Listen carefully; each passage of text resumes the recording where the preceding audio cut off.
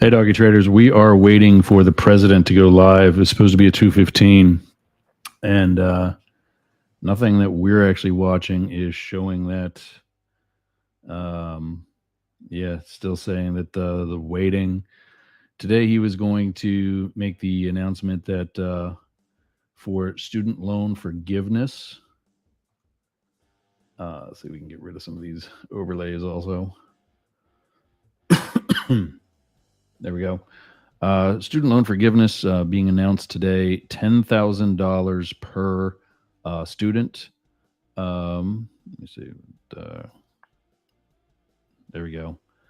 $10,000 per student, and some, very much for that, some very much against it. Ultimately, it's still basically a drop in the bucket compared to what some people have paid for college, but is still a start in getting those students towards being cash positive.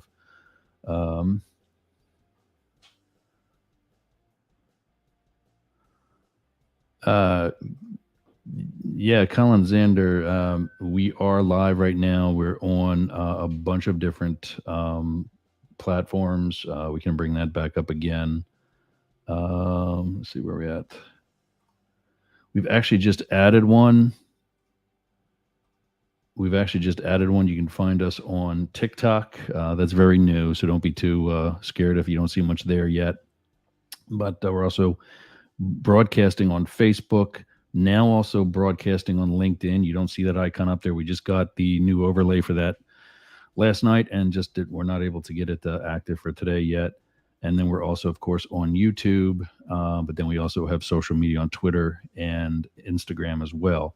So 6 platforms now, having just added LinkedIn yesterday. Actually, I think we were able to do it for Monday's show, but this week we've added LinkedIn. We are trying to get it, and you see there at the top of the screen, Doggy Traders. That is with a $sign on the end. However, it's only with an S on the social media. So Doggy Traders, anywhere you want to be, we're getting there, filling things up and getting active. For LinkedIn, for those of you watching from there, find it on my personal page, Ross Yerger. We don't have enough followers or subscribers, whatever they're calling it over there on LinkedIn, for the brand new, as of yesterday, Doggy Traders page. We need 150 followers. Let me jump over to see if we're still, maybe I got to refresh. I don't know. Still nothing. That's NBC on YouTube. This is their, and that's also a YouTube link, YouTube television.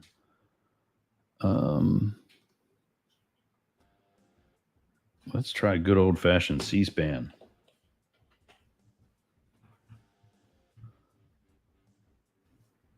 They gotta have it.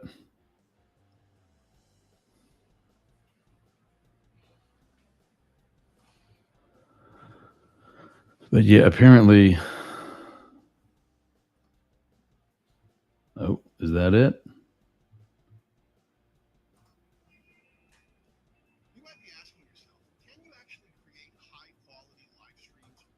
That's a commercial for StreamYard, which is exactly what we're using.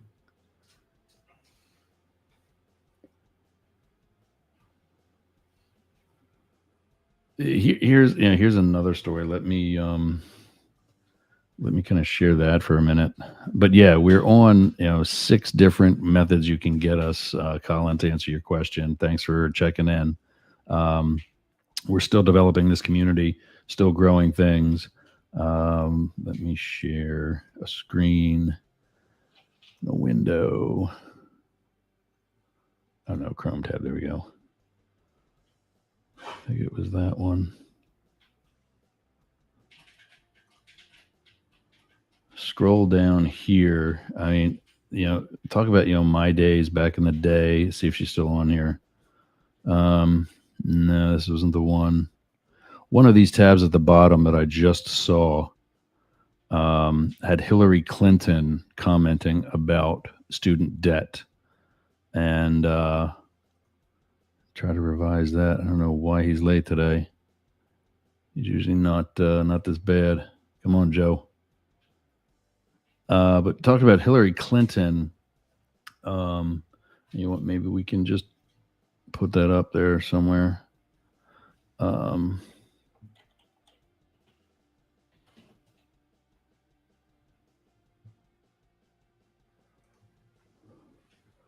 And news. Boom.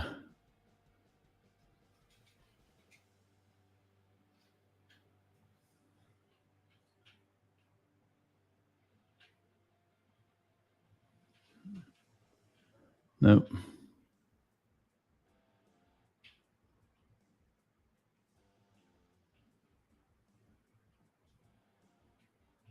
I don't know where I saw it, but there was just another. Oh, boom. There we go. All right. Let me get back to sharing.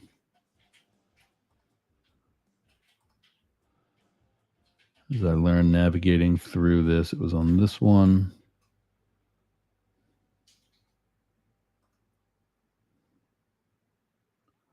Come on, please still be there. Please still be there.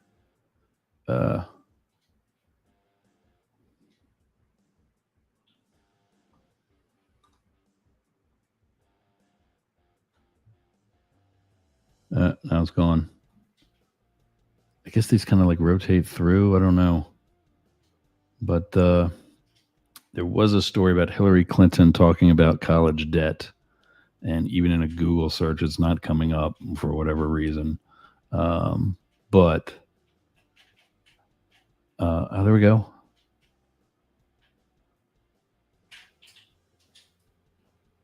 Okay, let me try to redo that then.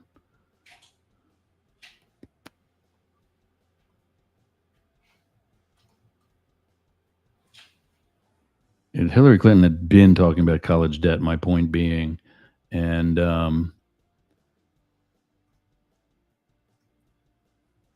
there we go.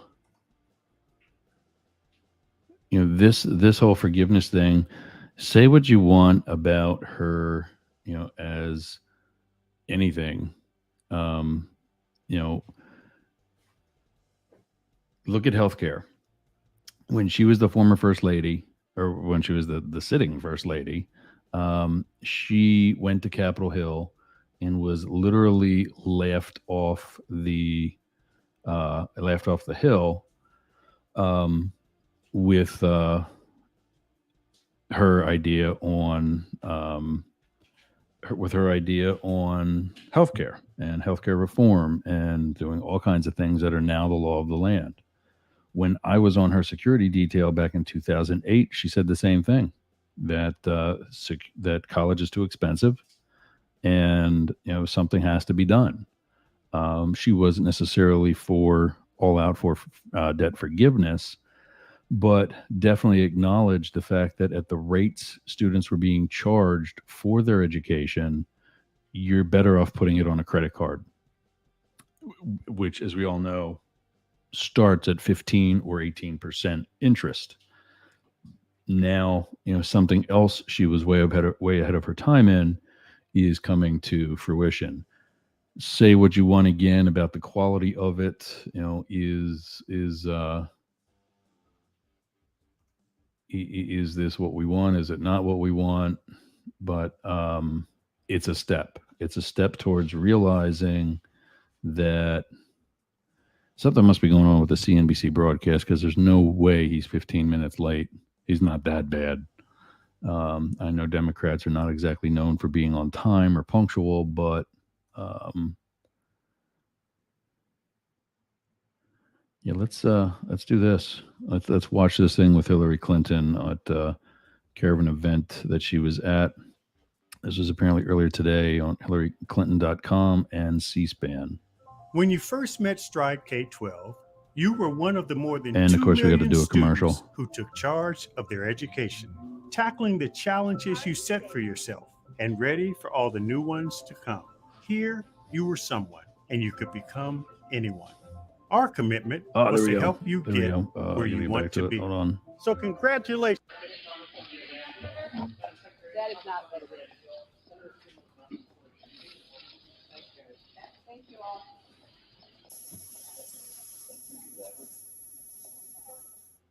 More now from Democratic presidential hopeful Hillary Clinton on a plan to address student loan debt with Okay, so this is way refinancing old. options.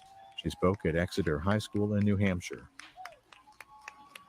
So not from today, not from, what are we at, 6 years ago at the earliest.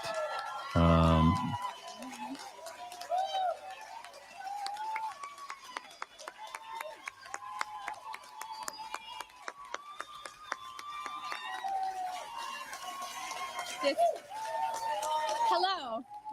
Good afternoon. This is very exciting for all of us. I hate How to slow hard your would you applause. all be laughing if this was from 2008 But and you see hello, me at it's good stage to have right or all of stage you here. left? Thank you for coming out to Exeter High School this afternoon.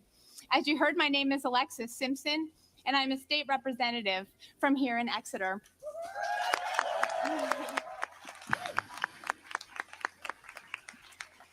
It is my pleasure to welcome all of you to our home, Exeter. We're not And going to I'll listen to ask that you for an hour now and 13 minutes because I got another show coming up in 29. So anyway, back to that. Yeah. So I don't know what's going on with the president's schedule. Maybe we missed it somehow. I don't know. We don't have cable here. We had one of those famous Spectrum Business accounts, and it was awful. Rarely worked. You see my son in the background. He's a professional gamer, and we got him hooked up there because the Wi-Fi was not cutting it. And yeah, so check in on comments. Just Colin there. Can't tell me he's actually not live somewhere.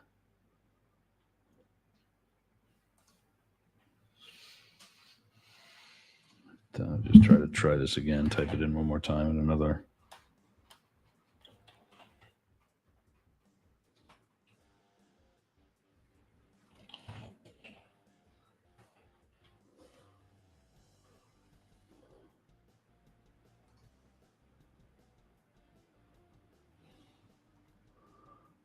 No, still, we found it on another channel, and they're at the same. This is actually from the White House. Okay, I guess they're going to be on time when they're on time.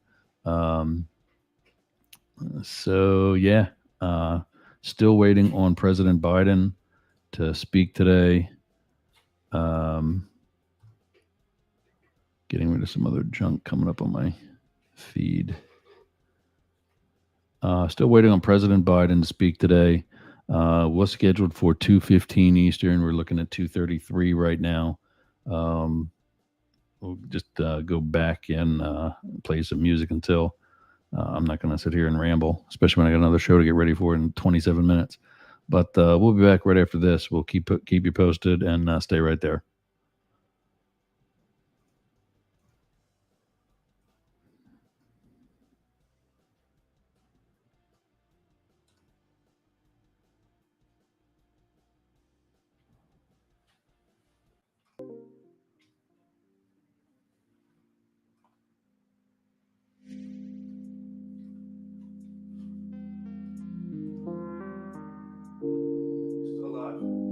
Yeah, you gotta get rid of me.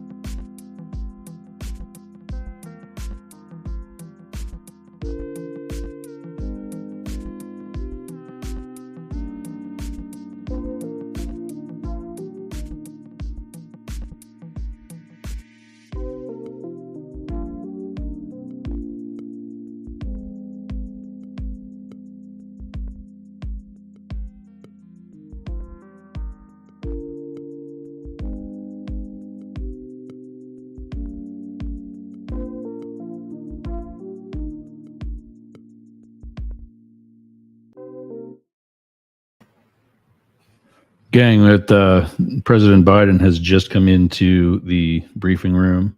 So let's go to that Chrome tab and share. The trajectory of our nation for years and possibly decades to come. Each inflection point in this nation's history represents a fundamental choice. I believe that America at this moment is facing such a choice. And the choice is this: are we going to continue with an economy where the overwhelming share of the benefits go to big corporations and the very wealthy? Or are we going to take this moment right now to set this country on a new path? One that invests in this nation, creates real sustained economic growth, and that benefits everyone, including working people and middle-class folks. That's something we haven't realized in this country for decades. The data is absolutely clear. Over the past 40 years, the wealthy have gotten wealthier, and too many corporations have lost their sense of responsibility to their workers, their communities, and the country. Just look at the facts. CEOs used to make about 20 times the average worker in the company that they ran. Today, they make more than 350 times what the average worker in their corporation makes. Since the pandemic began, billionaires have seen their wealth go up by $1.8 trillion. That is, everyone was a billionaire before the pandemic began. The total accumulated wealth beyond the billions they already had has gone up by $1.8 trillion. Simply not fair. And how is it possible that 55 of the largest corporations in this country paid $0 in federal income taxes? They made over $40 billion in the year 2020, and they paid zero. Think about that. $0 in federal taxes on $40 billion in profits. How is it possible that the wealthiest billionaires in the country can entirely escape paying income tax on what they've made? How is it possible for millionaires and billionaires that can pay a lower rate of tax than teachers, firefighters, or law enforcement officers? Here's the simple truth. For a long time, this economy has worked great for those at the very top. While ordinary, hardworking Americans, the people who built this country, have been basically cut out of the deal. And I've said this from the time I announced I was going to run. I believe this is a moment of potentially great change. This is our moment to deal working people back into the economy. This is our moment to prove the American people that their government works for them, not just for the big corporations and those at the very top. When I was sworn in as president, the nation was struggling to pull out of the worst economic crisis since the Great Depression. Job growth was anemic, with just over 60,000 new jobs per month in the 3 months before I was sworn in. Then we went to work and passed the American Rescue Plan back in March. And it worked. It's still working. Over the last 3 months, we've been creating on average 750,000 new jobs per month. Our economy is growing at the fastest rate we've seen in nearly 40 years. Our recovery is unique in the world. We're the only developed country in the world whose economy is now bigger than it was before the pandemic. While this is all good news, I know many Americans are still struggling to make it through each and every day. For too many, it's harder and harder to pay the bills, food, gas, rent, healthcare. I get it. We still have a long way to go to get the economy where it needs to be. As I've said for a long time, coming out of this economic crisis as deep as the one we're in was never going to be easy, but we're doing it and we can continue to do it. COVID, supply chain issues, bad actors seeking to profit off the pandemic are all contributing to the challenges we're facing. That's why I've made getting COVID under control my top priority from my first day as president.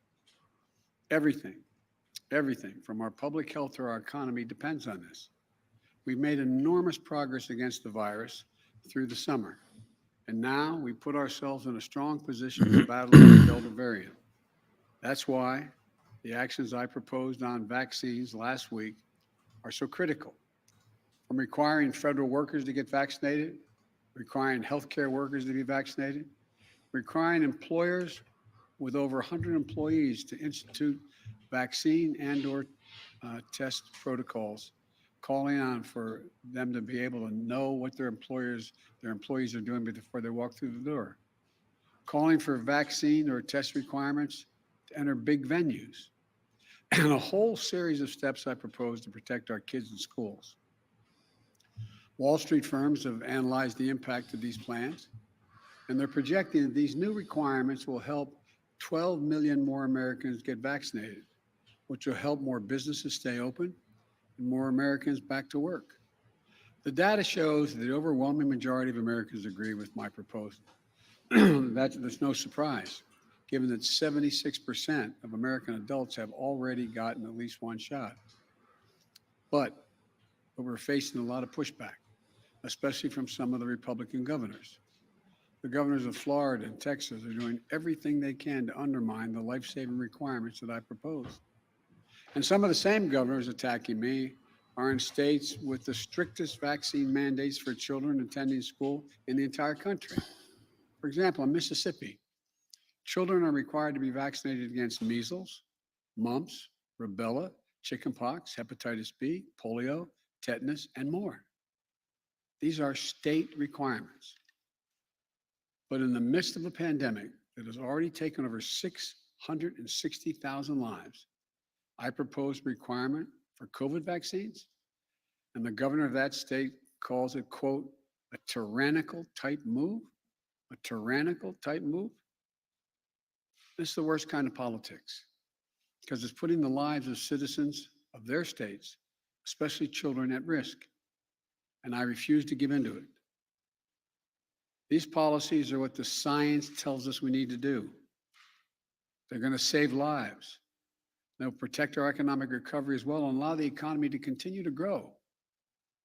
We're also going after the bad actors and pandemic profiteers in our economy. There's lots of evidence that gas prices should be going down, but they haven't. We're taking a close look at that. Taxpayers in this country also have paid for extraordinary effort to keep our country going over the past year or so. Unlike the last administration, which resisted oversight and allowed taxpayers to be victimized by fraud, we're working hard to protect vulnerable Americans from having their identity stolen. As a consequence, their unemployment checks stolen as well. And we're going to offer organized criminals, we're going to go after organized criminals that defraud America or misuse COVID funds. Look, we're also taking a closer look at places in our economy where fewer and fewer corporate giants are controlling more and more of the marketplace in the areas they work. Just look at agriculture and the food industry. A very small number of giant corporations now dominate the market, which gives them the ability to drive up prices because they face so little competition. As we work to build healthier competition in our economy and crack down on bad actors, the American Rescue Plan, which we passed in March, is still working to give hardworking Americans, hardworking people, some relief. One of the best examples of that relief is the expansion of the child tax credit, which in effect is essentially a historic tax cut for families with children. Just yesterday, 39 million working moms and dads got their direct payment. That money is going to help cover groceries, the mortgage, new pairs of shoes, all the things that kids need. It's a tax cut for working families.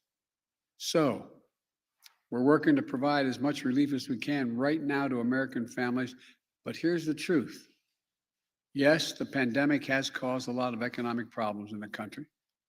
But the fact is our economy faced challenges long before this pandemic struck. Working people were struggling to make it long before the pandemic arrived. Big corporations and the very wealthy were doing very well before the pandemic.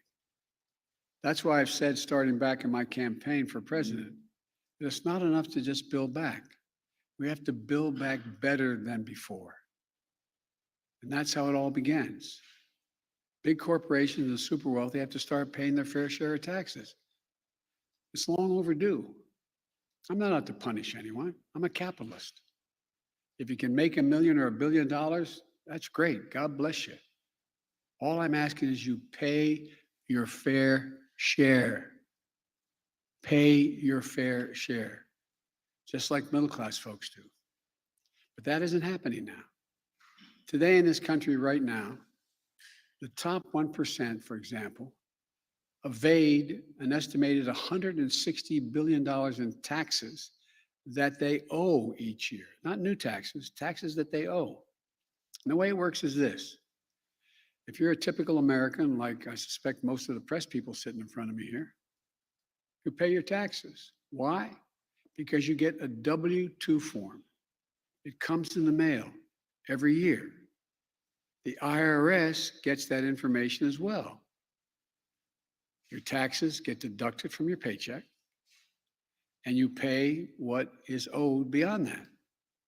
That's why 99% of working people pay the taxes they owe. But that's not how it works for people with tens of millions of dollars. They play by a different set of rules, and they're often not employees themselves.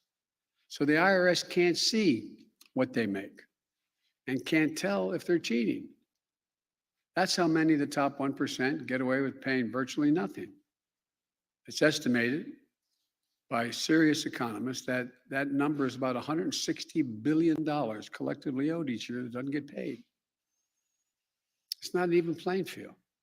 My plan would help solve that. For example, it would give the IRS the resources it needs to keep up with the lawyers and accountants and the super wealthy.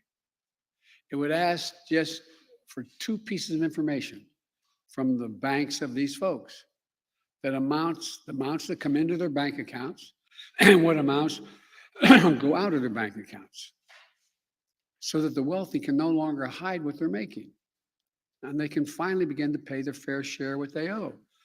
That isn't about raising their taxes.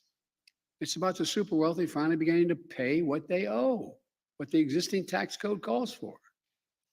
Just like hardworking Americans do all over this country every tax day.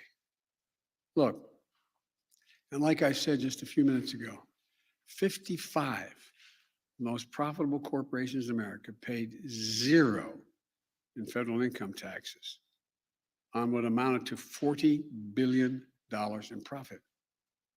Not a penny. That's not right.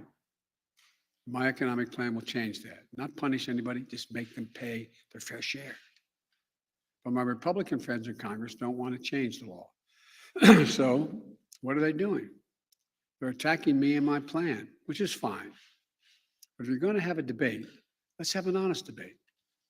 My Republican friends are attacking my plan, saying it's big spending. Let me remind you, these are the same folks who just 4 years ago passed the Trump tax cut, totaling almost $2 trillion in tax cuts. A giant giveaway to the largest corporations in the top 1%. And listen to this, almost none of that $2 trillion tax cut was paid for. It just ballooned the federal deficit. In fact, the unpaid bills racked up by the last administration are projected to increase the national debt by more than $8 trillion over time. What I'm proposing is totally different from that approach for 3 reasons. First, my plan is paid for. It's fiscally responsible because our investments are paid for by making sure that corporations and wealthy Americans pay their fair share. Second, we're not going to raise taxes on anyone making under $400,000. That's a lot of money. Some of my liberal friends are saying it should be lower than that. But only corporations and people making over $400,000 a year are going to pay any additional tax. And third, not only will no one making under $400,000 see their taxes go up, the middle class are going to get some tax cuts, some breaks. My plan benefits ordinary Americans, not those at the top who don't need the help. It's a historic middle class tax cut, cutting taxes for over 50 million families. My Republican friends are making a different choice, though. They'd rather protect the tax breaks of those at the very top than give tax breaks to working families. It's that simple. But let me ask you this. Where is it written that all the tax breaks in the American tax code go to corporations and the very top? I think it's enough. I'm tired of it. For me, it's pretty simple. It's about time working people got the tax breaks in this country. That's what my plan does. And here's what it also does. By asking big corporations and the very wealthy to pay their fair share, it makes it possible to invest in America, to invest in the American people. According to leading economists, forecasters like Moody's and major international financial institutions, my plan will create jobs, make us more competitive, and grow our economy and lessen, not increase, inflationary pressure. I don't know if it's been handed out today, but by the way, 15 Nobel laureates in economics released a letter yesterday arguing that exact same point. They said, and I quote, and this is from 15 Nobel laureates in economics, quote, because this agenda, the one I'm talking about, mine, because this agenda invests in long-term economic capacity and will enhance the ability of more Americans to participate productively in the economy.